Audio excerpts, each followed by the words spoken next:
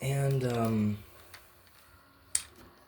being is something of a fight, something of conflict. To fly, one flutters their wings, constantly battling the air, but using it also to support themselves. Just like when one stands above onto the floor, they must push with equal force of their weight against the floor.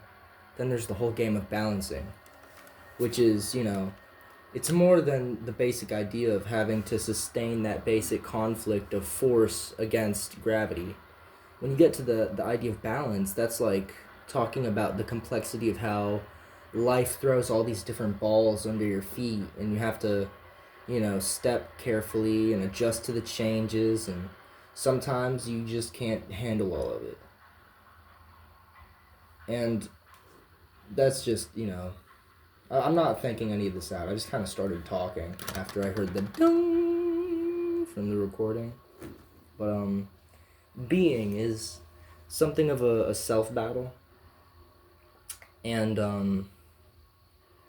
to free yourself from the ideas of conflict, there's probably a lot of ways around doing that. But what I find to work is to empty yourself of self.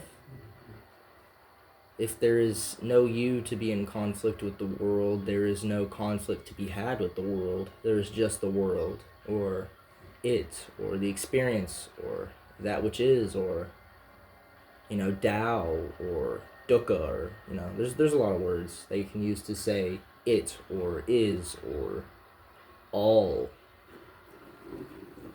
It's, it's a struggle oftentimes. It's always got to be a struggle. Otherwise, there's no point to it. The self conflict is the only thing that keeps you here. The karma, the urge, and then the urge to resist the urge. So, how does one become urgeless? How does one enter a state of no resistance?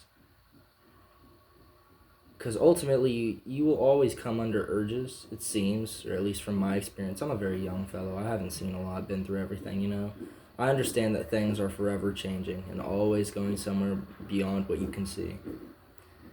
It's hard to have faith a lot of the times, but just knowing that I don't know is one of those things that leaves it in a place where I don't even need to have faith. I just know that beyond me, beyond how bad it is, beyond how good it is, it's something I couldn't know. You only know it when it is.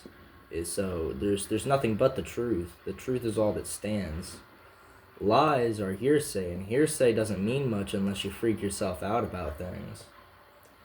So really, when you enter the true Zen nature of basic consciousness, there's no fear. It just you just are. There is no tomorrow, there's no yesterday, there's no trying, it just is.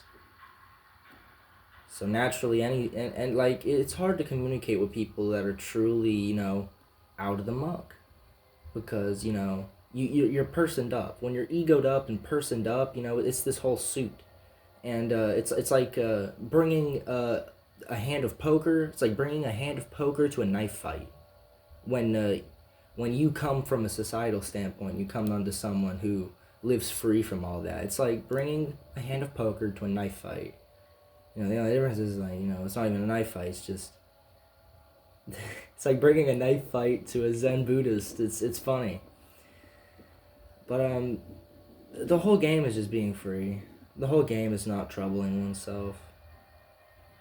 The game of self conflict is a game of understanding that there's no difference between conflict and harmony.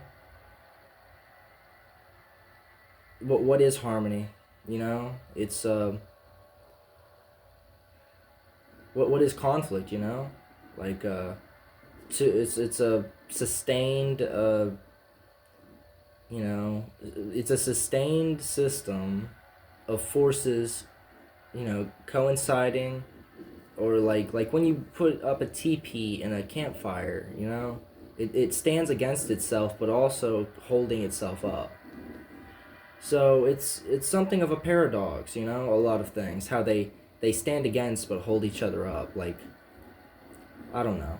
Oftentimes it's hard to really get at the point of what one is saying. You know, I at the point of what I am saying. It's just a thing. I don't know. I'm not even really talking to anyone. There's no intended audience. It's just, this is easier than writing a book. Bye bye.